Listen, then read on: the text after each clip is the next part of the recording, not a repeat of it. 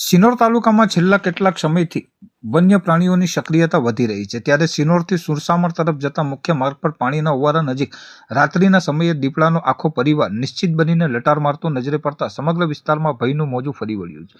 આ માર્ગ પરથી પસાર થઈ રહેલ એક જાગૃત વાહન ચાલકે રસ્તા પર નિર્ભયપણે ફરી રહેલ દીપડાના પરિવારને જોઈ પોતાના વાહનની લાઇટના અજવાળે આ સમગ્ર દ્રશ્ય મોબાઈલ કેમેરામાં કેદ કરી લીધું હતું.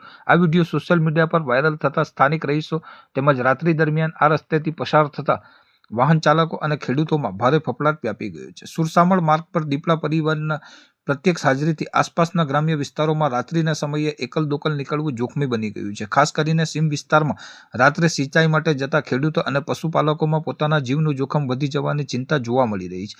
આ પરિસ્થિતિને ગંભીરતાથી લઈને સ્થાનિક ગ્રામજનોએ માંગ કરી છે કે વન વિભાગ દ્વારા તાત્કાલિક અસરથી આ વિસ્તારમાં પેટ્રોલિંગ વધારવામાં આવે અને દીપડાને પૂરી શકાય તે માટે યોગ્ય જગ્યાએ પાંજરું ગોઠવવામાં આવે. આ સાથે જ રાત્રિના સમયે આ માર્ગ પરથી પસાર થતા મુસાફરો અને સ્થાનિકોને અત્યંત સાવચેતી રાખવા અને બિનજરૂરી રીતે રાત્રે એકલા ન નીકળવાની અપીલ કરવામાં આવી છે.